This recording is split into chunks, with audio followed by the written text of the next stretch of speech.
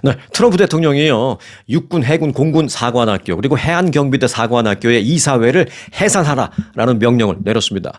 자, 오늘 이 소식부터 좀 전해드릴 텐데, 트럼프 대통령은 지난 4년간 미국의 군 아카데미에 좌파 사상가가 심하게 침투했다라면서 이런 해산 결정을 내려서 발표를 했습니다. 그는 우리 역사상 가장 강력한 군대를 이제 우리는 가질 것이며, 그것은 이들 사관학교 이사회에서 그런 좌파 사상가들을 없애는 것부터 시작해야 한다, 이렇게 말을 했습니다. 자, 그렇다면 이 사관학교 이사회라는 것은 뭔지 간단하게 좀 알고 넘어가야 될 것 같죠. 자, 미국에서 사관학교 이사회라는 것은요, 각 사관학교의 규율이라든지 뭐 교과 과정 또 재정 문제 등을 만드는 임무는 아니지만 만들어진 것을 운영할 때 제대로 운영을 하는지를 조사하고 조언하는 그런 역할을 합니다. 매우 중요한 거죠. 이거를 조사하고 조언하면서 특정 방향으로 이끌 수 있는 그거기 때문에 이제 정치적인 그런 게 문제가 될 수도 있다라는 것입니다. 그 사관학교 이사회는요, 미국에서 14명인데 모두 대통령이 6명을 임명을 하고 부통령이 3명, 하원 의장이 4명, 그리고 상하원의 군사위원회에서 1명씩 이렇게 임명을 하는 구조로 되어 있습니다. 자, 15명입니다. 이 중에 그 대통령이 임명한 6명을 이번에 트럼프 대통령이 해산시킨 거죠. 그런데 사실 그렇다면 트럼프 대통령이 뭐 너무 지나치게 막 하네라는 생각이 들 수도 있습니다만, 사실 뭐 이거는 정권이 바뀌면 있을 수 있는 일이긴 합니다. 전에 그 바이든 대통령도요, 2021년도인가요? 취임하고 얼마 안 있다가 사관학교에서 그 전에 트럼프 대통령이 임명했던 이사 6명을 모두 해임하고 교체한 바 있기도 합니다. 자, 트럼프 행정부의 대대적인 연방정부 구조조정 그 칼날에 버락 오바마 전 대통령 시절에 설립됐던 소비자 금융보호국이라고 있습니다. 이 소비자 금융보호국이 지금 타겟이 되었습니다.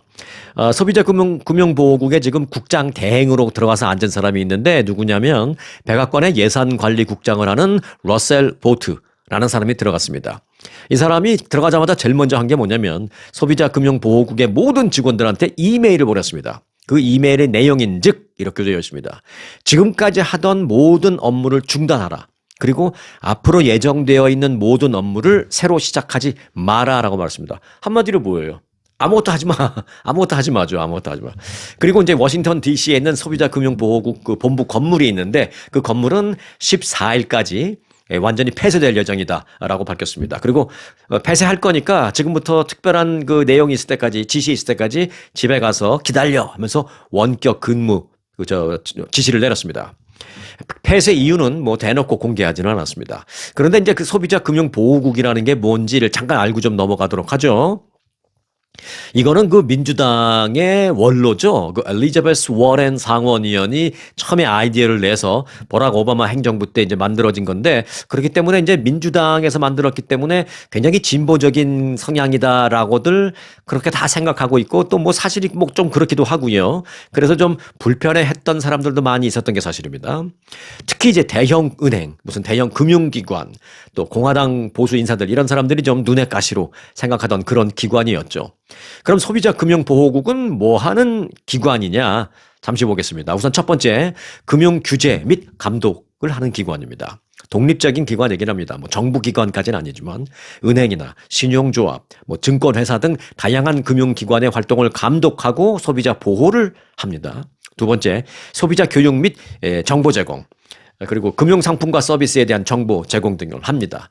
그리고 세 번째, 아마 이제 여기서 대형 금융기관들이 좀 불편하게 생각했을지 모르겠습니다. 세 번째 임무가 뭐냐면 금융상품과 관련된 불만 처리 및 구제 조치입니다. 요게 이제 중요하죠. 소비자들의 금융 관련 불만을 접수하고 이를 해결하기 위한 조치를 취합니다. 조치를 취하는 게 뭐예요? 그 대형 금융기관에게 어떤 지시를 내리고 또 앞으로 그렇게 하지 않기 위해서 어떤 규제책을 만들고 뭐 이제 그런 거죠. 그래서 이제 좀 대형 금융기관들이 좀 싫어했을 겁니다. 그런데 듣고 나면 야, 그거 좋은 거잖아. 이렇게 좋은 기관인데 왜 폐쇄하는 거지? 라는 생각을 할 수 있는데요. 사실 또 이 반대급부적으로 이 기관에 대한 생각을 해보면 반발도 있다는 걸 알 수 있습니다. 물론 소비자의 반발이 아니라 기업의 불만이죠. 첫 번째, 과도한 규제에 대한 부담입니다. 이 기관이 수시로 내놓고 있는 그런 각종 규제나 이런 것들이 기업 운영에 과도한 부담을 줘서 혁신과 경쟁을 저하한다. 뭐 이런 얘기를 많이 하죠. 두 번째, 정치적 편향성 우려. 가 있습니다. 일부에서는 이 소비자금융보호국이 특정 정치적인 이념에 따라서 운영이 돼서 기업 활동에 불리하게 작용한다 뭐 이런 비판도 하고 있습니다. 아무래도 좀 진보 성향의 기관이기 때문에 그렇게 느낄 수도 있고 또 실제로 그런 불만이 제기될 수도 있겠죠. 아무튼 일단 그 지금 현 정권 하에서는요 이런 걸 폐지하고 그러는 거 보니까 아마 소비자금융보호국은 뭐 연방정부를 컴팩트하게 만들기 위한 구조조정의 일환이라기보다는 어떤 친기업적으로 기업 친화적으로 지금 정부가 가기 위한 어떤 포석이 아닌가 저는 그렇게 생각이 됩니다. 일단 기업 친화적인 정부인 것만은 확실한 것 같습니다. 네, 그러면 트럼프 대통령의 지지율은 지금쯤 어떻게 될까요? 이제 한 3주 채 안 됐는데 CBS가 실시한 여론조사에 따르면 트럼프 대통령의 지지율은 미국 성인의 53%가 찬성, 47%가 반대 이렇게 나왔습니다. 이건 뭐 임기 초반이라는 것을 감안했을 때 아주 높은 건 아니고요. 그냥 평균작 정도로 생각하고 제가 생각했던 것보다는 조금 반대가 좀 많네 그런 생각도 하고요. 임기 초반이면 보통 한 60%가 좀 넘을 것 같다라는 생각인데 조금 부족하긴 하네요. 그런 정도인데 좀 부분 보면 이렇습니다. 특히 이제 불체자 추방, 단속 막 이런 부분에 대해서는 59%가 찬성한다라고 말했고 41%가 반대. 그리고 이제 국경에 군대를 투입하는 부분에 대해서는 찬성한다는 사람이 64%였습니다. 그리고 이제 그 관세 문제와 관련해서는 중국 수입품에 대해 관세를 부과하는 것은 대다수가 찬성했습니다. 그런데 캐나다와 멕시코에 대한 관세에 대해서는 또 대다수가 반대한다라는 입장을 보였습니다. 임기 초반 지지율이 뭐 그런저런 일단 뭐 평균적은 되는 것 같습니다만은 반대도 좀 만만치는 않습니다. 그런데 그 정치권에서는 그 반대의 맨 앞에 한국계 연방상원의원 앤디 김 의원이 지금 서 있습니다. 한국계 가운데 처음으로 연방상원에 입성한 앤디 김 상원의원이 연방정부의 그 일시적 업무 정지, 즉 셧다운이라고 하죠. 그 가능성을 시사했습니다. 트럼프 대통령과 정부 효율부 수장인 일론 머스크 등이 최근에 뭐 국제개발처를 비롯한 연방정부 기관을 해체하는 수순으로 나아가는 것에 맞서서 지금 민주당 쪽에서는 이제 제동을 좀 거는 그런 역할을 하려고 하는데 그 역할의 맨 앞에 프론트 라인에 앤디 김 의원이 있습니다. 일단 하원은 여러 번 했지만 상원으로서는 초선이기 때문에 좀 행동대장 좀 해야 되는 모양이죠. 네, 여하튼 앞에 나가 있습니다. 앤디 김 의원은 트럼프 정부가 국제개발처뿐만이 아니라 연방교육부도 해체한다 그러고 또 연방재난관리청이 FEMA도 해체하려고 하는 뭐 그런 움직임을 보이고 있는 데 대해서 명백히 불법적인 조치다라면서 지금 비판하고 있습니다. 그러면서 다음 달 14일이 연방정부 예산 그 시한이 아닌데요. 그때까지 공화당이 이런 식으로 너무 야당도 무시하고 국민의 의견도 무시하고 이렇게 그 원웨이로 강공 드라이브를 거는 걸 계속한다면 예산과 관련해서 협조하지 않겠다. 그렇게 되면 예산이 타협이 안 돼서 연방정부 일시 셧다운이 있을 수 있음을 현 정부는 알아주길 바란다라고 앤디 김 의원이 말했습니다. 자, 상원 초선 의원으로서 일단 프론트라인에 나선 앤디 김 의원 앞으로 아주 상당히 그 부담되는 이런 역할을 민주당에서 어떻게 해 나갈지 뭐 공화당 지지자, 민주당 지지자 이런 걸 떠나서 같은 한인으로서 한국계 의원인 앤디 김 의원이 잘 해낼까라는 그런 관심을 갖고 좀 지켜보도록 하겠습니다. 네, 트럼프 대통령이 플로리다주 남쪽에 있는 걸프 오브 멕시코만을 걸프 오브 아메리카, 미국만으로 바꿨잖아요. 그렇게 변경을 한 후에 이를 기념하기 위해서 지난 9일, 매년 2월 9일을 걸프 오브 아메리카 데이로 정한다라고 행정명령을 서명을 했습니다.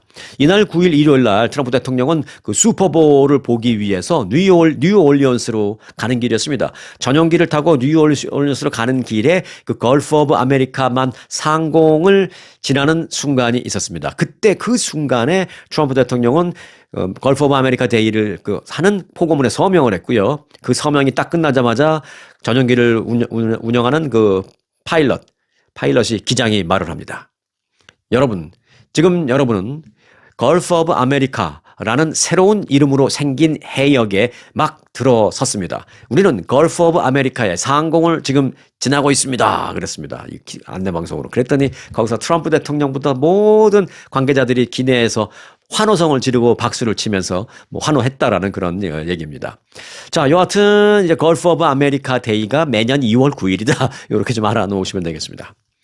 스토리 하나 좀 전해드릴까요? 네, 뉴스이기도 한데요. 이거는 그 비하인드 스토리가 있어서 좀 전해드리려고 합니다.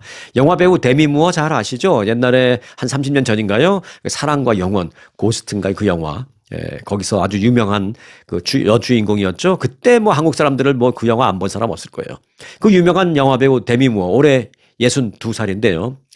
전 남편이 브루스 윌리스입니다. 그래서 브루스 윌리스가 지금 심한 치매 투병 중이거든요. 그 치매 투병 중인 브루스 윌리스를 매주 병문안을 갑니다. 그래서 기자들이 물어봤습니다. 아이 뭐 이혼했고 또 브루스 윌리스도 새로운 부인도 있고 새로운 가족도 있는데 왜 이렇게 열심히 매주 병문안을 가세요? 했더니 데미 무어가 그렇습니다. 법적으로는 서류적으로는 뭐 형식적으로는 이혼한 사이이긴 합니다만은 우리는 항상 가족입니다. 라고 말했습니다. 62세의 데미 무어는 한 인터뷰에서 또 우리는 앞으로도 항상 가족일 것이다. 다만 형태만 다를 뿐이다. 라고 말했습니다. 그러면서 매주 브루스 윌리스 병문안을 간다고 합니다. 1987년 브루스 윌리스와 결혼해서 13년 만인 2000년 이혼을 했거든요.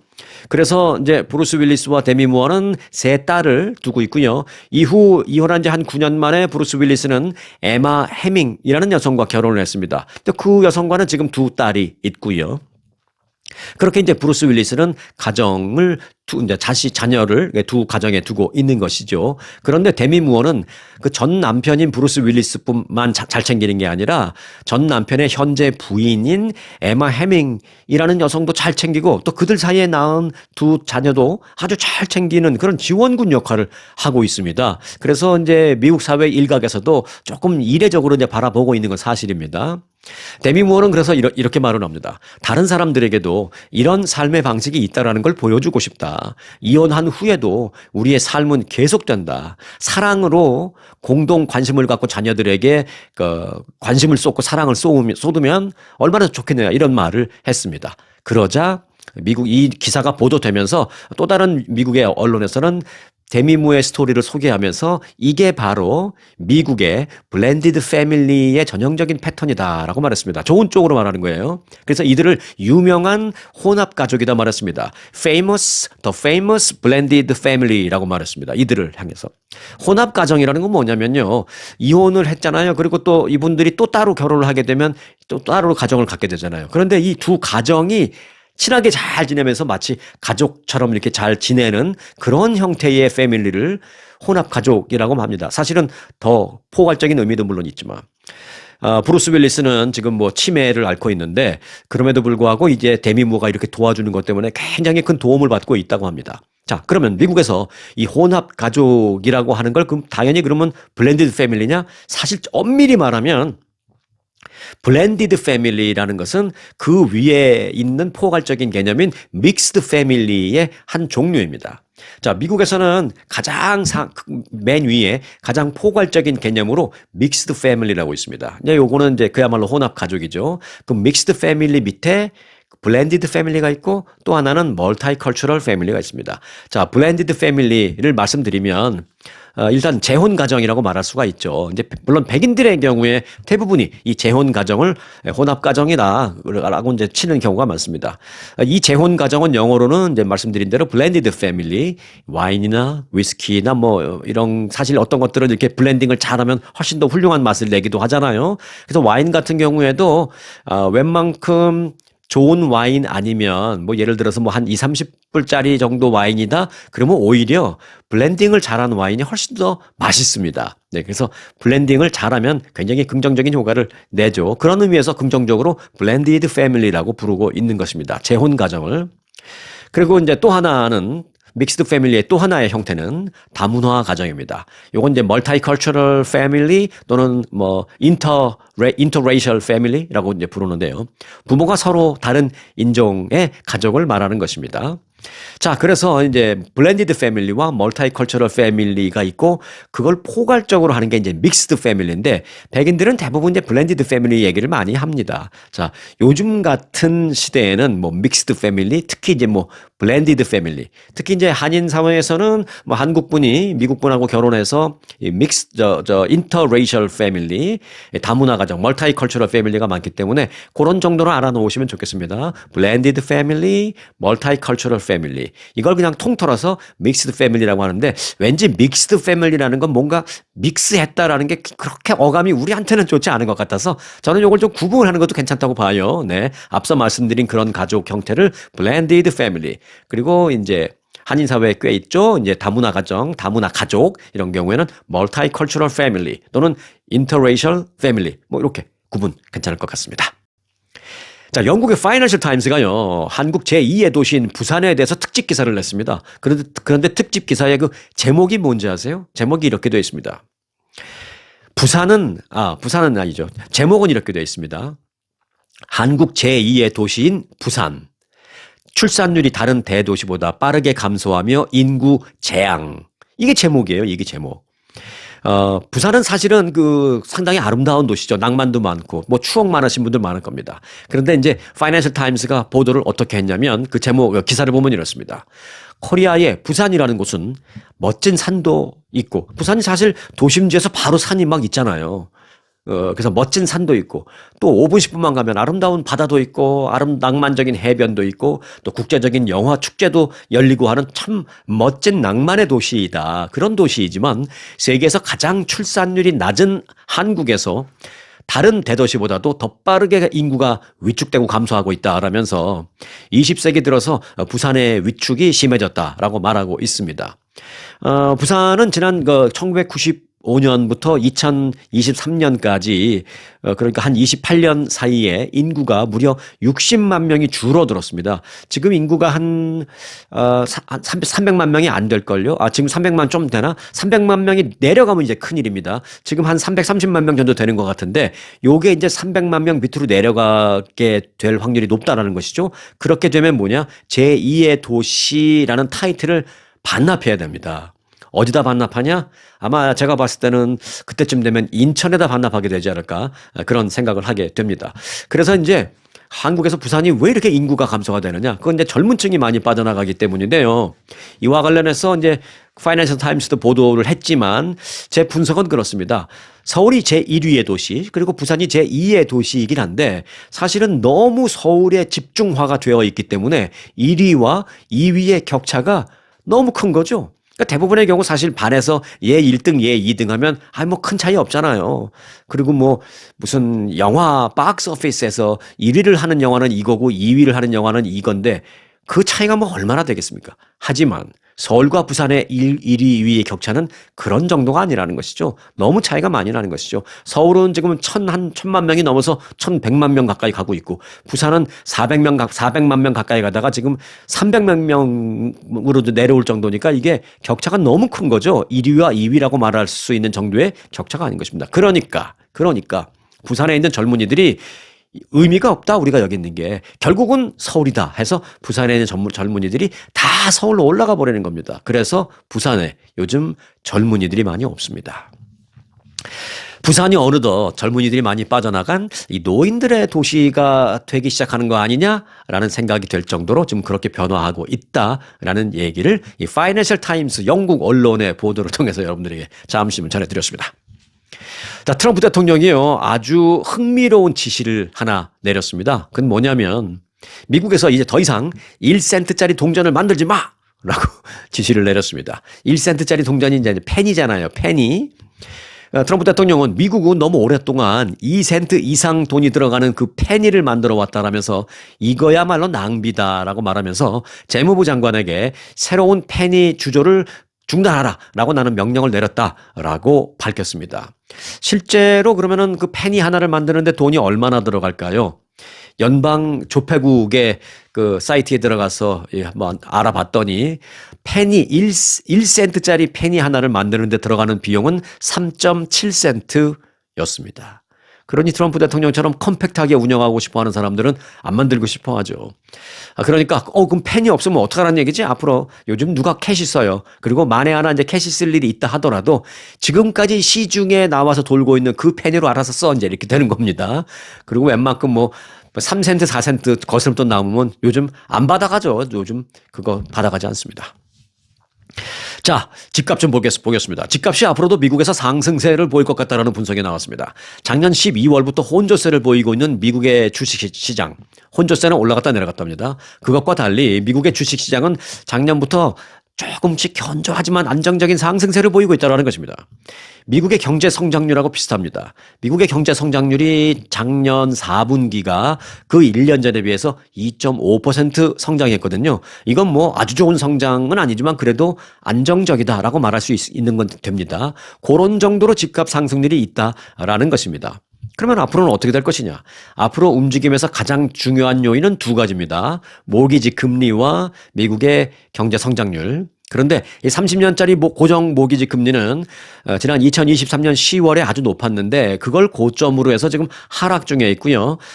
향후 그 연준의 금리 인하가 더 빨라질 거다. 이런 얘기는 없어도 최소한 동결 정도는 있지만 금리 인상 이런 얘기는 없거든요. 그리고 우리가 실제적으로 실물 경제에서 어떤 금리를 적용받을 때 연준이 어저께 보니까 0.25% 내렸던데 내 건 왜 안 내려줘?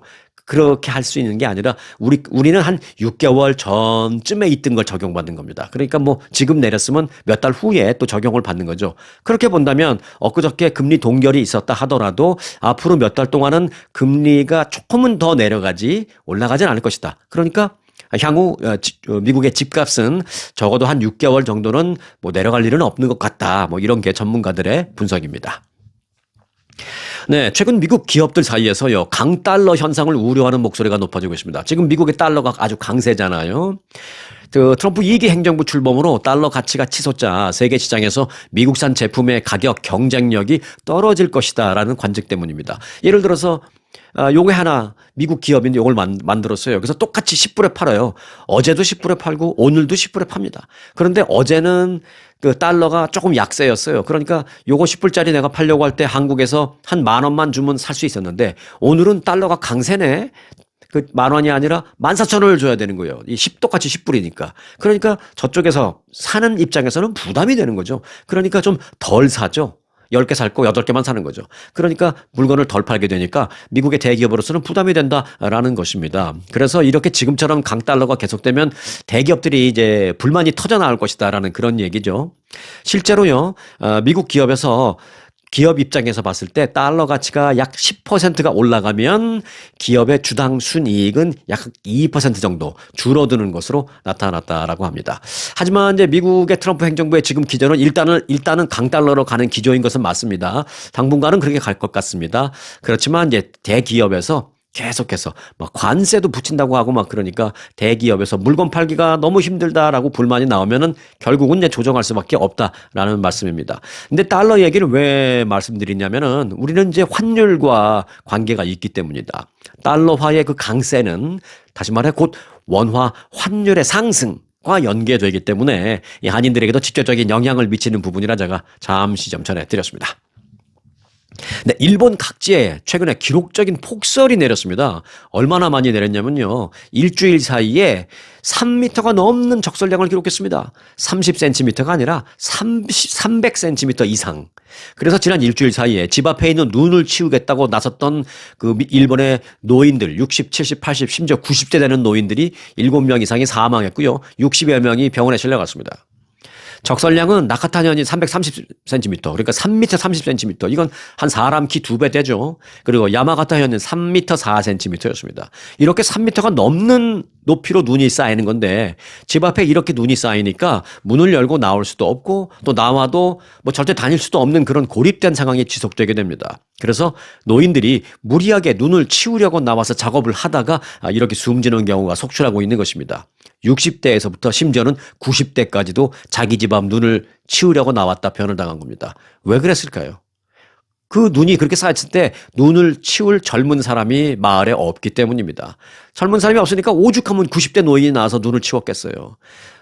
앞서도 부산 얘기도 하고 그랬습니다만은 일본은 이미 극단적으로 고령화 사회를 갔기 때문에 이런 일이 발생하고 있다라는 것입니다. 결국 60, 70, 80, 심지어 90 먹은 노인분이 집 앞에 눈 치우려고 나왔다가 푹 쓰러져서 돌아가시고 또는 눈이 덮어서 돌아가시고 이런 일이 지금 일본에서 속출했다라는 것입니다. 얼마 전에 그 텍사스나 그리고 미국의 동부에서도 눈이 많이 왔죠. 그래서 이제 어려움을 겪으신 분들도 많이 있는 것으로 제가 알고 있는데 그 정도는 좀 봐주셔도 될 것 같다는 생각이 듭니다. 일본 이번에 눈 온 거 비교해 보세요. 미국은 그 정도면 약과다라는 생각이 듭니다. 일본에 지금 말씀드린 대로 막 3m 이상씩 눈이 쌓이는 그런 극단적인 상황까지는 아니었을 터이니 어찌됐든 이런저런 어려움이 있다 하더라도 나보다 훨씬 더 열악한 환경, 나보다 훨씬 더 좀 어려운 그런 상황에 놓여져 있는 그런 사람들이 곳곳에 많이 있구나라는 생각을 좀 가지시고요. 그 생각을 가지면서 위로만 받는 것이 아니라 그 생각을 가지면서 나름 위로받을 수도 있겠지만 또 그분들에 대해서 또 관심을 갖는 그런 마음을 한번 좀 가져보면서 여하튼 지금 계신 그곳에서 감사한 마음으로 편안한 그런 하루 되시기 바라겠습니다. 자, 오늘 영상 여기서 마칩니다.